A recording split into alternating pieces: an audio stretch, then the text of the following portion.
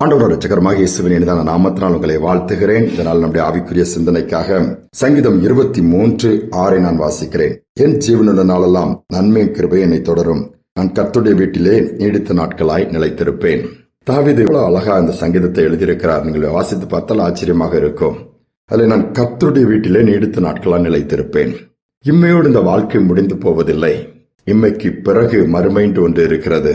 அதாவது இந்த உலக வாழ்க்கைக்கு பிறகு வாழப்போகிற வாழ்க்கை தான் உண்மையான ஒரு வாழ்க்கை. அது ஒரு நிரந்தரமான ஒரு வாழ்க்கை, முடிவில்லாத ஒரு வாழ்க்கை, இயேசுவோடு வாழ்கிற வாழ்க்கை. தீர்க்க தரிசனமாக இந்த வார்த்தையை தாவீது சொல்லுகிறார். ஜீவனுள்ள நாளெல்லாம், அந்த பூமியில் இருக்கிற நாளெல்லாம் மட்டுமல்ல, அதற்கு பின்பும் நான் கர்த்தருடைய வீடு என்று ஒன்று இருக்கிறது. யோவான் 14ஆம் அதிகாரத்தில் இயேசு அதைத்தானே சொல்லியிருக்கிறார். நான் போவது உங்களுக்கு நலமாயிருக்கும். நான் போய் உங்களுக்காக ஒரு ஸ்தலத்தை ஆயத்தம் பண்ணுவேன். அதற்கு பின்பு நான் வந்து உங்களை அங்கு அழைத்து செல்வேன் சொல்லுகிறார். பாருங்கள், எவ்வளவு பெரிய பாக்கியம். அநேகருக்கு இதை குறித்து தெரியவில்லை. ஊர்ல வீடு இல்ல, இங்க வீடு இல்ல, நான் ஒரு வாடகை வீட்டுல இருக்கிறேன், எங்க வீடு ரொம்ப குட்டியா இருக்குது, அப்படி பல விதத்துல புலம்புகிறோம். இது நிரந்தரமே அல்ல. ஆனால் அந்த பரலோகத்தில் இருக்கிற வீடு நமக்காக தேவன் ஆயத்தம் பண்ணுகிறதுக்கு, அதை பெற்றுக்கொள்வதற்கு, சுதந்திரிப்பதற்கு இந்த பூமியில தான் நாம் வேலை செய்ய வேண்டும்.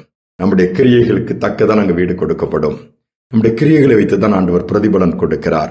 இந்த பூமியில சுயநலத்தோடு நமக்காக வாழ்ந்து நம்முடைய இஷ்டப்படியே வாழ்ந்து முடித்து விடுவோம் என்று சொன்னால், அதற்கென்று அப்படிப்பட்டவர்களுக்கு இன்னொரு இடத்தை வைத்திருக்கிறார், பாதாளம் பின்பு நரகம் என்று சொல்லி. ஆனால் ஆண்டவருடைய பிள்ளைகளை கர்த்தரை மேய்ப்பராய் ஏற்றுக்கொண்டவர்கள், கர்த்தர் மேய்ப்பராய் இருக்கும் பொழுது அவரால் நடத்தப்படுகிறவர்கள், நிச்சயமாகவே அந்த முடிவு ஆச்சரியமாக, அற்புதமாக, அதிசயமாக, ஆனந்தமாக இருக்கும். இதைதான் ஆண்டவர் எதிர்பார்க்கிறார். ஒரு நல்ல செல்வந்தனுக்கு ஒரு சின்ன ஆசை வந்துச்சான். சரி, மேல பரலோகத்துல நான் எனக்குள்ள வீடு எப்படி இருக்கும் பார்க்கணும்னு சொல்லிட்டு ஒரு நாள் அப்படியே நினைச்சிட்டு படுக்கும்போது அவன் சொப்பனத்துல பாக்குறான். அவன் போய் பார்க்கும்போது போற வழியில ஃபர்ஸ்ட் அவனுடைய வேலைக்காரனுடைய வீடு நல்ல பிரம்மாண்டமா, நல்ல பிரமிப்பு, அழகா இருக்குது. பார்த்த உடனே இந்த செல்வந்தனுக்கு ரொம்ப சந்தோஷம், ரொம்ப ஆச்சரியம். என் வேலைக்காரனுக்கே ஆண்டவர் இவ்வளவு பெரிய மாளிகை வச்சிருக்கிறாருன்னா, நான் அவனுக்கு எஜமான், எனக்கு எவ்வளவு பெருசு வச்சிருப்பாருன்னு சொல்லி அந்த தேவதூதன்ட்ட கேட்கிறாரா, என் வீடு எங்கப்பா கொஞ்சம் காமினா. அப்படியே கூட்டிட்டு போய் ஒரு ஓரத்துல ஒரு சின்ன குடிசை மாதிரி இருந்துச்சுதான். இதான் பாடு.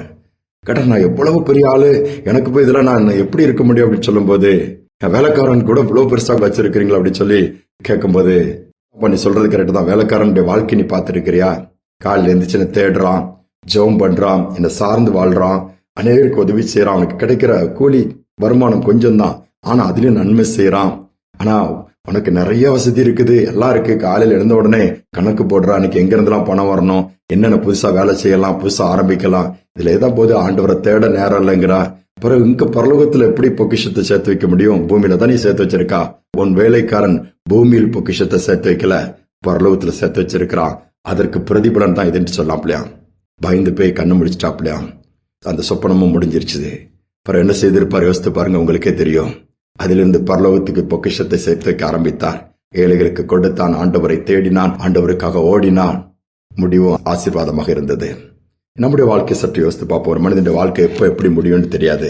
ஆனா முடிவுல எதை பெற்றுக்கொள்ள போகிறோம்? ஒரு பூமியில பாடுகளும் வேதனையும் தொடரலாம், நன்மை கிருபையும் தொடராமல் போயிருக்கலாம். ஆண்டவரை நாம் தொடருவோம். ஒரு நாள் அதுவும் மாறும். தீமையை நன்மையாய் மாற்றுகிறவர், துக்கத்தை சந்தோஷமாய் மாற்றுகிறவர், இழப்புகள் எல்லாவற்றையும் மாற்றுகிறவர், தொடர்ந்து தைரியம் கொடுத்து ஓட வைக்கிறவர், கூட இருந்து நடத்துகிறவர். இந்த ஆவியானவருடைய ஆளுகைக்கு நம்மளை அர்ப்பணித்து விடுவோம். ஜெபிப்போம். அன்பின் தகப்பனே, புதிய நாளை தந்திருக்கீங்க, புதிய கிருபைகளை தந்திருக்கீங்க, அதற்காக ஸ்தோத்திரம். இந்த நாள் எங்களை முழுவதுமாய் தாழ்த்தி ஒப்புக் கொடுக்கிறோம். அப்பா, எங்களுக்கு இந்த ஆயத்தம் பண்ணி வைத்திருக்கிற வாசஸ்தலங்களுக்காக நாங்கள் நன்றி செலுத்துகிறோம்.